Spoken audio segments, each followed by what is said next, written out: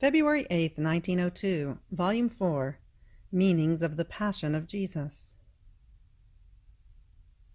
This morning on coming, my adorable Jesus shared with me part of his passion.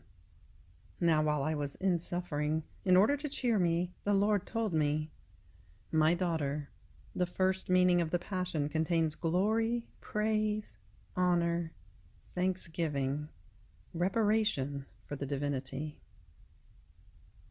The second is the salvation of souls and all the graces which are needed to obtain this purpose. So if one participates in the pains of my passion, her life contains these very meanings within itself. Not only this, but she takes the same form as my humanity. And since my humanity is united with the divinity, the soul who participates in my pains is also in contact with the divinity and can obtain whatever she wants. Even more, her pains are like keys to open the divine treasures. This for as long as she lives down here. And then a distinct glory is also reserved for her above the heavens, which is given to her by my humanity and divinity, in such a way as to resemble my very light and glory, as well as a more special glory for the whole celestial court, which will be given to it through this soul, by means of that which I have communicated to her. In fact, the more the souls have become like me in the pains, the more light and glory will come out from within the divinity. And here is how the whole celestial court participates in this glory. May the Lord be always blessed, and may everything be for his glory and honor. February 8th, 1904, Volume 6. One of the qualities of Jesus is pain. For one who lives of his most holy will, purgatory does not exist. I remember that another day, as I continued to feel in suffering, I saw the confessor praying our Lord to touch the part where I was suffering, so as to have the sufferings mitigate. And blessed Jesus told me, "My daughter, your confessor wants me to touch you to alleviate your pains. But among my many qualities, I am also pain. And if I touch you, instead of decreasing, your pain could increase." In fact, the thing in which my humanity delighted the most was suffering, and it still delights in communicating it to those whom it loves. And it seemed that, in reality, he would touch me and make me feel more pain. So I added, "My sweet good, as for myself, I want nothing but your most holy will. I do not look at whether I suffer or I enjoy. Your will is everything for me." And he added, "And this is what I want. This is my design upon you, and this is enough for me and contents me. This is the greatest and most honorable worship that the creature can render me, and that she owes me as her creator. And as the soul does so, it can be said that her mind lives and thinks in my mind. Her eyes, being in mine, look through my eyes. Her mouth speaks through my mouth. Her heart loves through mine. Her hands operate within my own hands. Her feet walk within my feet. And I can say, 'You are my eye, my mouth, my heart, my hands, and my feet.' And likewise the soul can say, 'Jesus Christ is my eye, my mouth, my heart, my hands, and my feet.' Being in this union, not only of wills, but personal, when the soul dies, there is nothing left of her to be purged, and therefore purgatory cannot touch her, because purgatory touches those who live outside of me, whether completely or in part.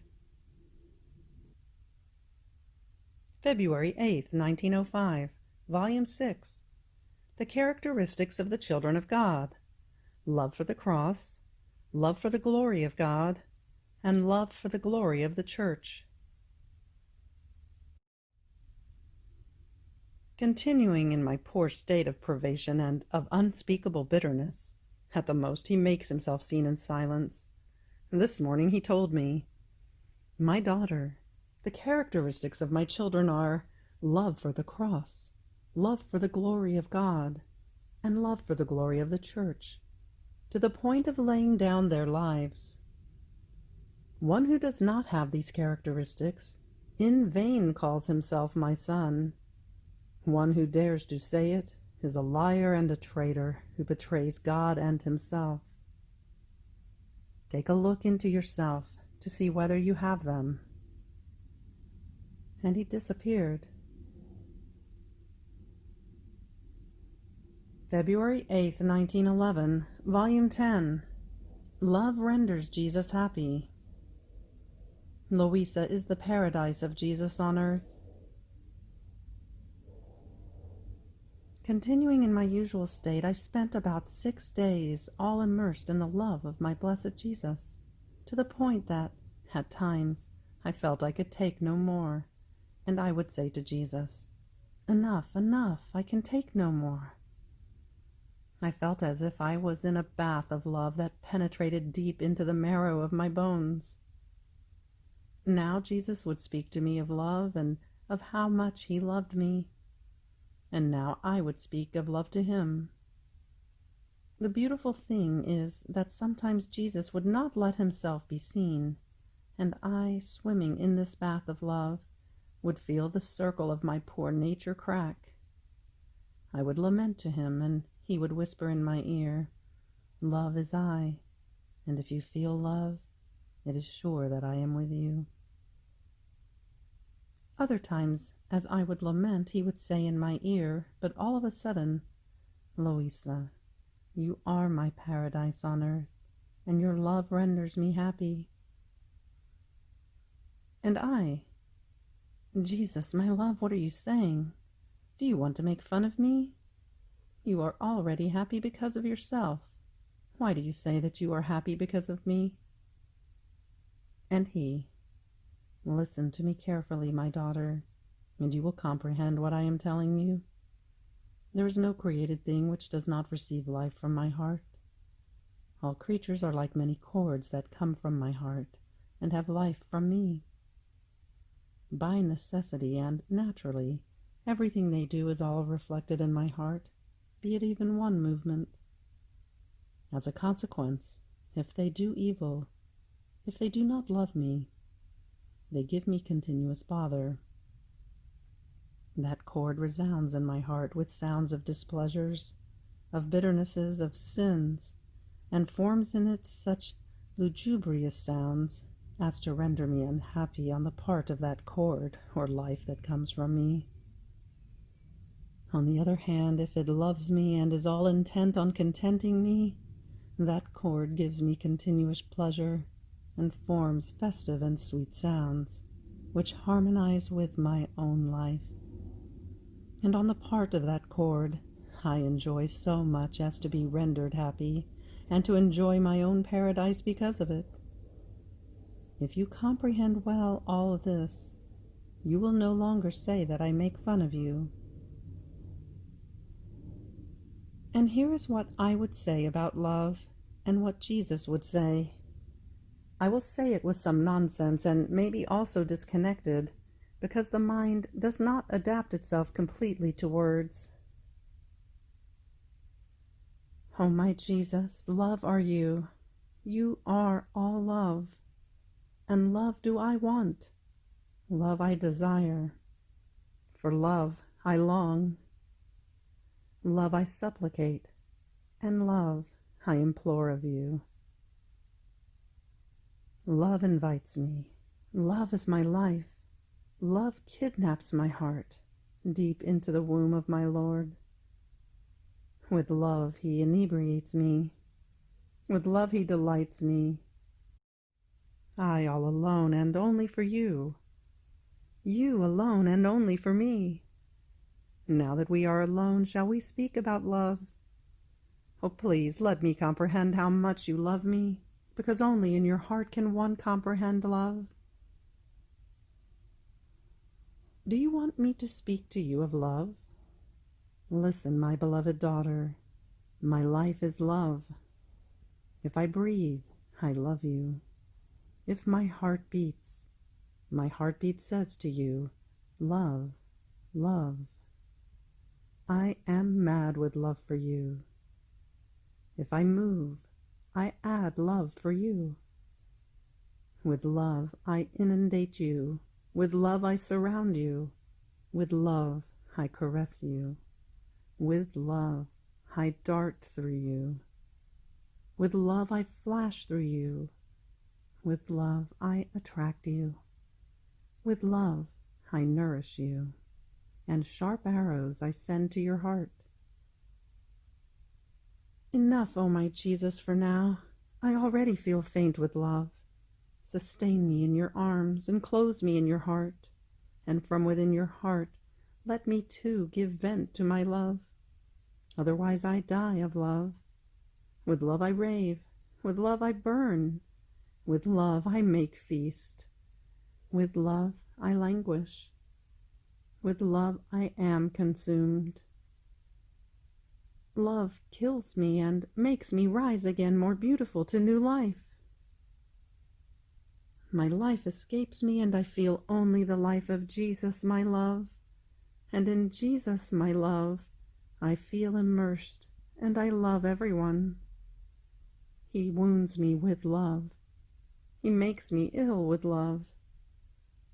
With love, he embellishes me and makes me ever more rich. I can say nothing more. Oh, love, you alone understand me. You alone comprehend me. My silence tells you even more. In your beautiful heart one says more by keeping silent than by speaking. And by loving, one learns how to love. Love, love, speak, you alone, because being love, you know how to speak of love. Do you want to hear love? All creation tells you love. If the stars twinkle, they tell you love. If the sun rises, it gilds you with love. If it shines with all of its light in its full day, it sends arrows of love to your heart. If the sun sets, it tells you it is Jesus that dies of love for you. In the thunders and lightnings, I send you love, and smacking kisses I give to your heart. It is love that runs upon the wings of the winds. If the waters murmur, I extend my arms to you. If the leaves move, I clasp you to my heart. If the flower gives out its fragrance, I cheer you with love. All creation in mute language tells you in chorus, from you alone do I want life of love. Love do I want, love I desire. For love I beg from within your heart. I am only content if you give me love. My good, my all, insatiable love, if you want love, then give me love. If you want me happy, then speak to me of love. If you want me content, then render me love. Love invests me, love makes me fly, and brings me to the throne of my Maker. Love shows me the uncreated wisdom. It leads me into the eternal love, and there do I set my home. Life of love, I will live in your heart. I will love you for all. I will love you with all. I will love you in all. Jesus, seal me completely with love inside your heart. Empty my veins, and instead of blood, let love flow in them. Take away my breath, and let me breathe air of love. Burn my bones and flesh, and weave me completely, completely with love. May love transform me. May love conform me. May love teach me how to suffer with you. May love crucify me. and make me all similar to you.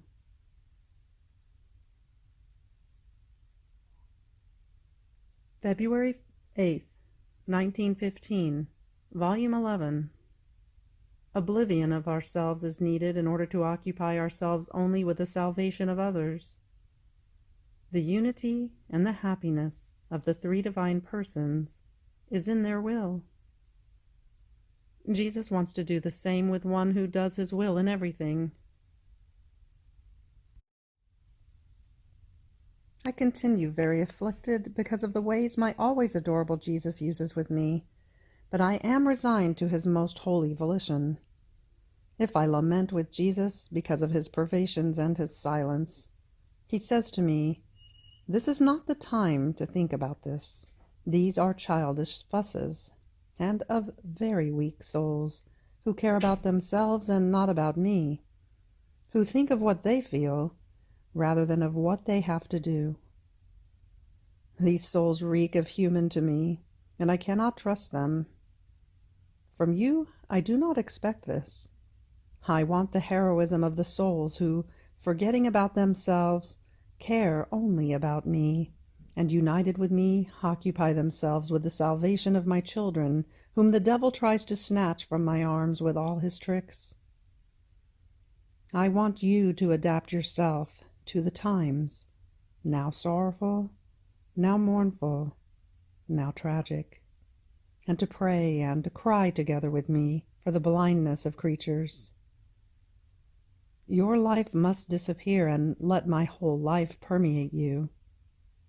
If you do this, I will feel in you the fragrance of my divinity, and I will trust you in these sad times, which are nothing less than preludes of chastisements. What will happen when things go further? Poor children, poor children." It seems that Jesus suffers so much that he remains speechless.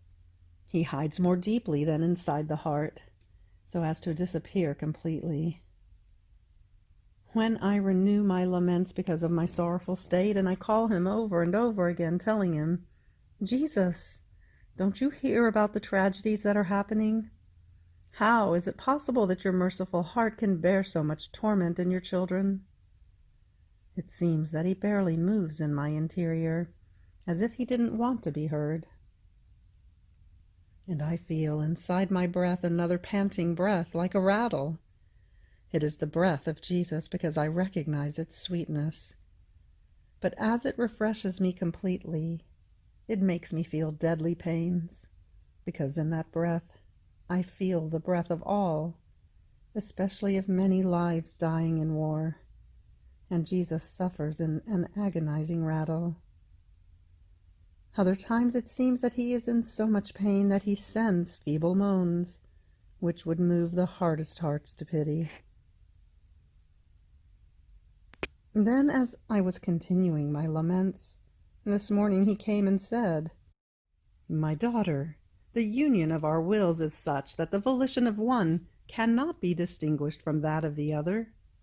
It is this union of wills that forms the perfection of the three divine persons, because as we are equal in the will, this uniformity brings also the uniformity of sanctity, wisdom, beauty, power, love, and of all the rest of our being. Therefore we reflect ourselves one to the other, and our satisfaction in looking at ourselves is so great as to render us fully happy. So each one is reflected in the other, and each one pours into the other all the qualities of our being, like many immense seas of different joys. If anything were dissimilar among us, our being could not be perfect or fully happy. Now, in creating man, we infused into him our image and likeness in order to overwhelm him with our happiness and to be reflected and delighted in him.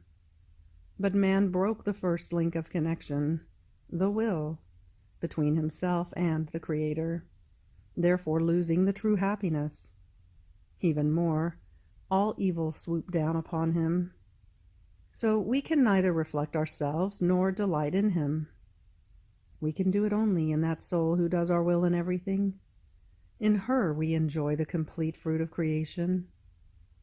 Even those who have some virtues, who pray and attend the sacraments, do not allow us to be reflected in them, if they do not conform to our volition, because since their will is broken from ours, all things are in disorder and upside down. Ah, my daughter, only our will is acceptable, since it reorders, delights, and brings all goods with it. Therefore do my will always and in everything, and may my will be enough for you in every sanctity. And I, my love and my life, how can I conform to your will in regard to the many chastisements that you are sending? It takes too much to say Fiat. Furthermore, how many times have you told me that if I did your will, you would do mine? And now, have you changed? And Jesus, I have not changed. It is the creature that has reached the point of becoming unbearable. Come closer and suckle from my mouth the offenses that creatures send me. If you can swallow them, I will suspend my chastisements. I approached his mouth and suckled with avidity. To my greatest regret, I tried hard to swallow, but I couldn't. I suffocated. I returned to try hard again, but I couldn't. Then, with a tender voice, sobbing, Jesus told me, "Have you seen? You cannot swallow it. It is too disgusting, nauseating, and bitter. Spew it on the ground, and it will fall upon creatures." So I spewed it, and Jesus too spewed it upon the earth from his mouth, saying, "This is nothing yet. This is nothing yet." And he disappeared. February 8th, 1921, Volume 12. While the world wants to cast Jesus away from the face of the earth, he is preparing an era of love, the era of his third Fiat. This morning, after receiving communion, I heard in my interior my always lovable Jesus saying, "O iniquitous world, you are doing everything you can to cast me away from the face of the earth, to banish me from society, from schools, from conversations, from everything. You are plotting how to demolish temples and altars, how to destroy my church and kill my ministers, while I am preparing for you an era of love, the era of my third Fiat.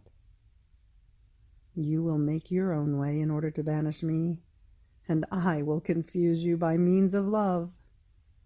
I will follow you from behind, and I will come toward you from the front, so as to confuse you in love. And wherever you have banished me, I will raise my throne, and there will I reign more than before, but in a more astonishing way, so much so that you yourself will fall at the foot of my throne, as though bound by the power of my love." Then he added, "Ah, my daughter, the creature rages more and more in evil. How many machinations of ruin they are preparing. They will reach the point of exhausting evil itself. But while they are occupied with following their own way, I will be occupied with making the Fiat Voluntas Tua have its completion and fulfillment, and my will reign upon the earth, but in a completely new way. I will be occupied with preparing the era of the third Fiat, in which my love will show off in a marvelous and unheard of way. Ah, yes, I want to confuse man completely in love. Therefore be attentive. I want you with me in preparing this celestial and divine era of love. We will lend a hand to each other, and will work together." Then he drew near my mouth, and as he sent his omnipotent breath into it, I felt new life being infused in me, and he disappeared. February 8th, 1924, Volume 16, what one must do in order to fulfill the office of living in the divine will, where little ones must be and what they must do in it. I was fusing all of myself in the holy divine will, and in doing so, as the littlest of all, I placed myself in front of all generations, even before Adam and Eve were created, so that before they sinned, I could prepare, before them, the act of reparation to the divine majesty, since in the divine will there is no past and no future, but everything is present. And so that, being little, I could approach it in order to plead and to do my little acts in it, to cover all the acts of creatures with his divine will, and therefore to be able to bind to it the broken human will and make them one.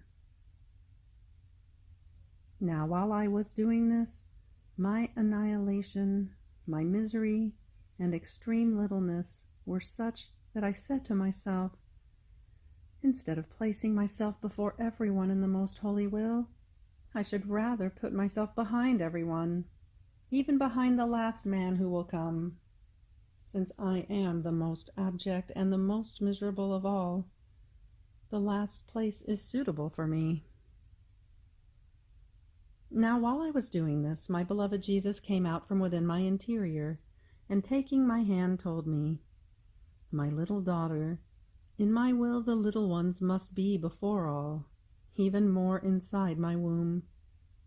One who has to plead, repair, unite our will not only with hers, but with that of all, must be close to us, and so united to us as to receive all the reflections of the divinity, in order to copy them within herself. She must have a thought which may belong to all, a word, a work, a step, a love, which may be of all and for all. And since our will enwraps everyone, may that thought of yours be of all in our will. May that work, that act, that love, shine in every thought, word, and act of all generations, and by the power of our will, may they become antidotes, defenders, lovers, workers, and so forth.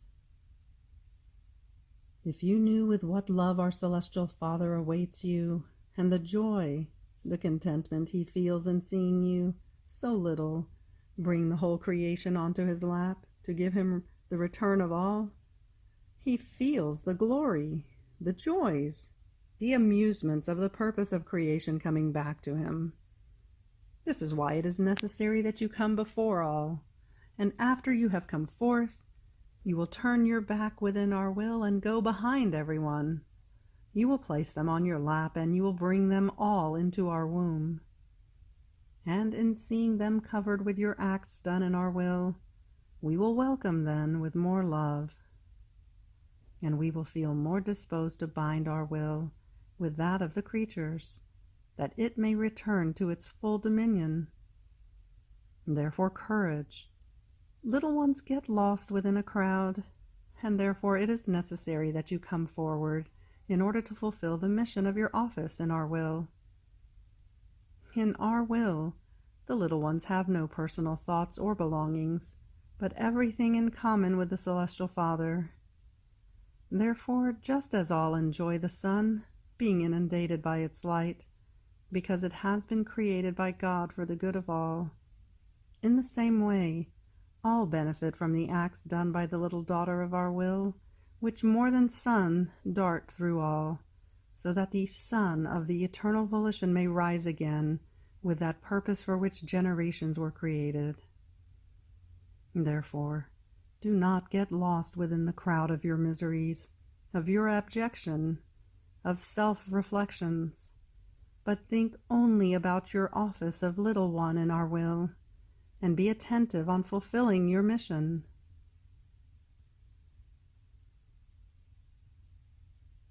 February 8, 1925, Volume 17, How Each Soul is a Dwelling of the Divine Will. How it commands and rules. Instead, if it does not reign, the divine will becomes like a stranger. This morning my sweet Jesus made himself seen in so much suffering that my poor soul felt consumed with compassion. He had all his limbs dislocated, and wounds profound, and so embittered that Jesus moaned and writhed for the bitterness of the pain. He placed himself near me as though wanting to let me share in his pains. By only looking at him, I felt his pains being reflected in me. And Jesus, all goodness, said to me, "My daughter, I cannot take it any more. Touch my embittered wounds so as to soothe them. Place your kiss of love upon them so that your love may mitigate the spasm I feel." This state of mind, so painful, is the true portrait of the way in which my will finds itself in the midst of creatures. It is in their midst, but as if separated, because since they do their will, not mine, mine remains as though dislocated and wounded by the creatures. Therefore unite your will to mine, and give a relief to my dislocation. I pressed him to myself, and I kissed the wounds of his holy hands. Oh, how embittered they were because of many works, even holy, but which do not have their origin in the will of God, so as to soothe its pain. I squeezed them between my hands, and Jesus let me do everything. Even more, he wanted it, and so I did the same with the other wounds, to the extent that he remained with me for almost the whole morning. Finally, before leaving me, he told me, "My daughter, you soothed me. I feel my bones in place. But do you know who can soothe me and reunite my dislocated bones? One who lets my will reign within herself.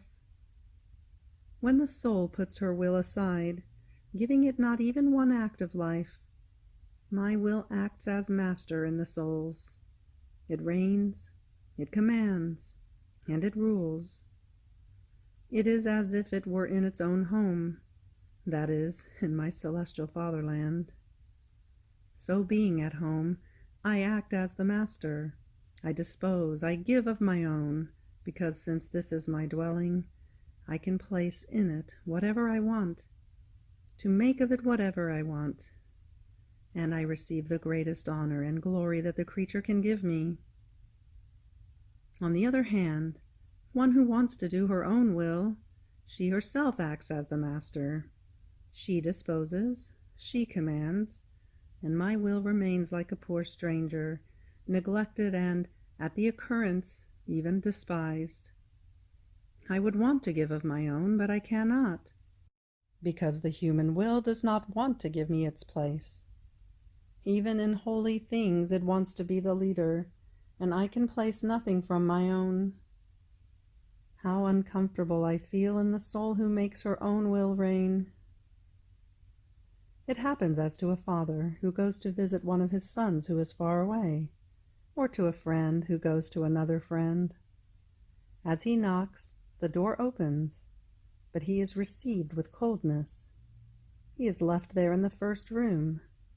No one prepares lunch for him or the bed to let him rest. He is neither allowed to share in the joys of that house, nor is he confided about its pains. What affront! What sorrow for this father or friend! If he brought treasures to please him, he does not feel like leaving anything, and he goes away, pierced in the depth of his heart. All the opposite occurs in a soul who lets my will reign within her. Imagine here a most beloved son, who, upon hearing someone knocking, opens his door and sees his father so longed for. He embraces him, kisses him, introduces him, and puts all the house in feast. He has the best meal prepared for him, and the softest of beds. Even more, he gives him full lordship over the whole house, and also over himself. Imagine the same with a friend toward a friend, most beloved and greatly longed for. This is honor, love, subjection of a son toward his own father, And this is true affection and esteem of a passionate friend toward his best friend. In this case, all the treasures that the father has brought for his son, all the gifts that the friend has brought for his faithful friend, will not go back, but will all be poured onto the lap of the son by the father who was so graciously welcomed, and by the loving friend onto the lap of his dear friend, from whom, with so much affection, he was received and well treated.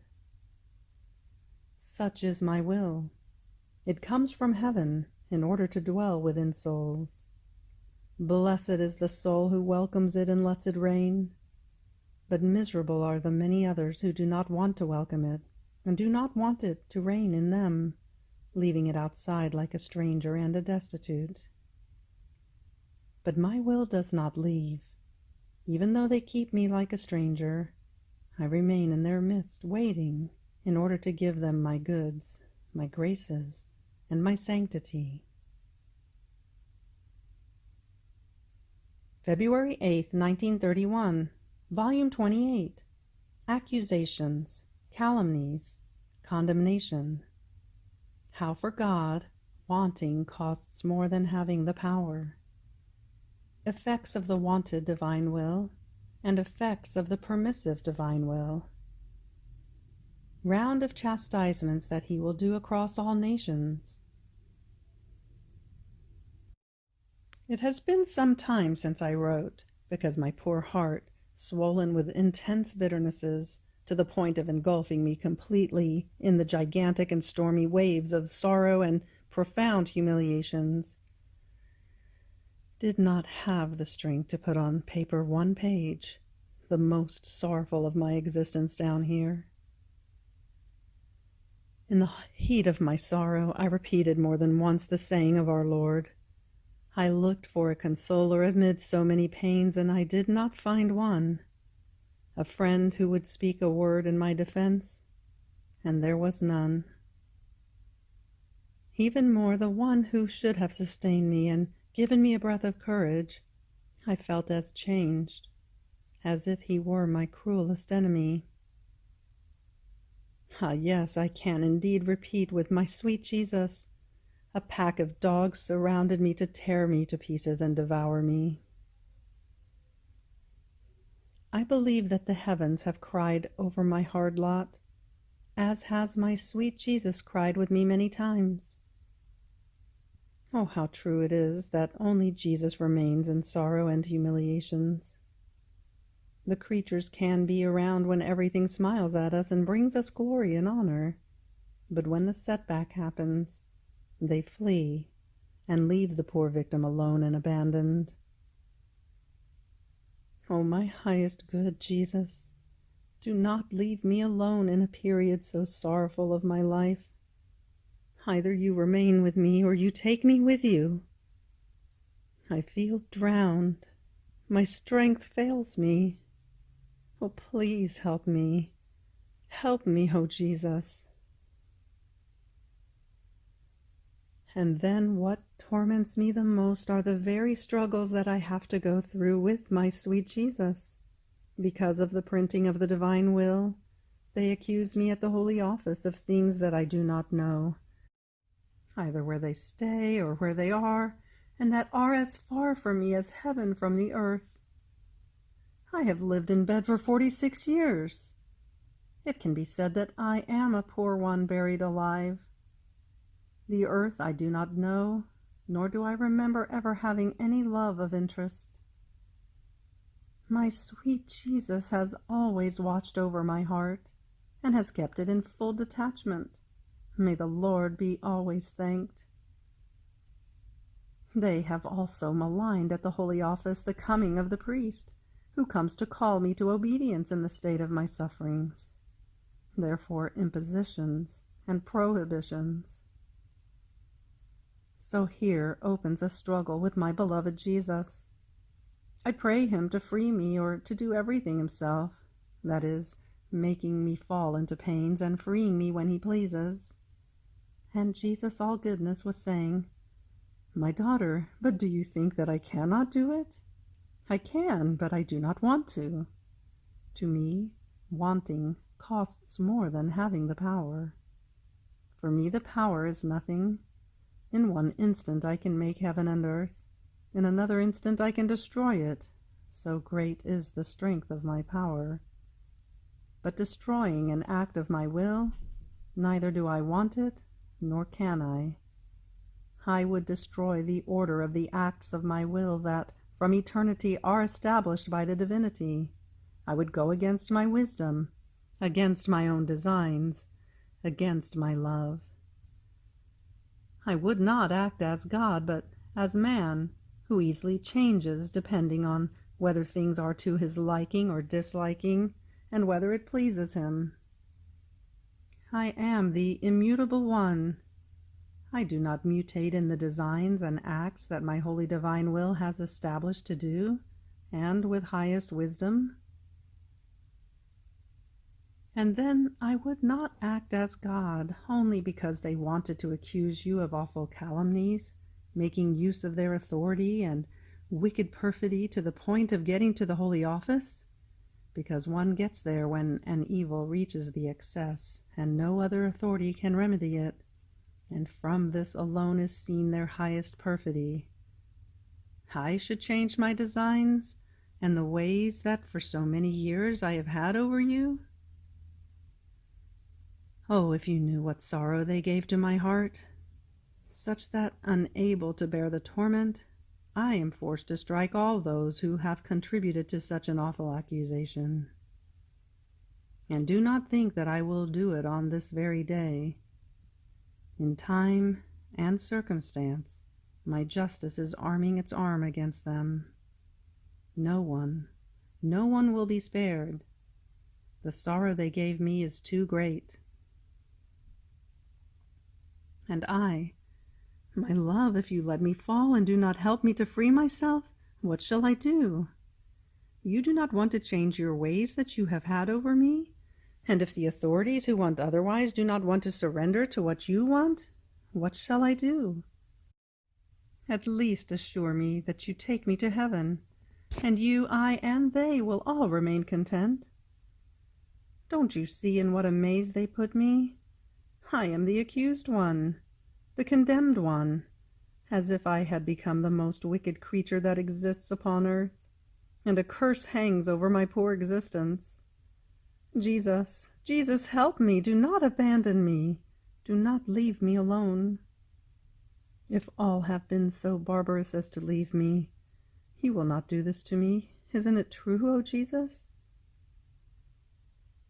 And my sorrow was so great that I poured out in most bitter crying. And Jesus, too, pouring himself out in crying, told me, "Good daughter, courage. You must know that my divine will acts in two ways, in the wanted way and in the permissive way. When it acts in the wanted way, those are designs that it accomplishes, sanctities that it forms. And the creature who receives this wanted act of my will receives it equipped with light, with grace, with help. Nothing must be lacking to this fortunate creature in order to fulfill this act wanted by my will.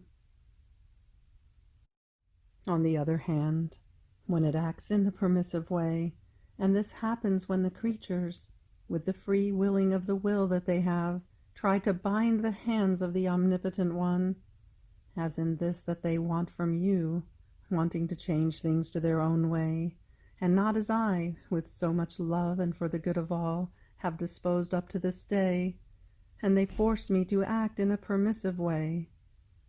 And my permissive will, by justice and chastisement, is blinding, such that who knows where they go to hurl themselves.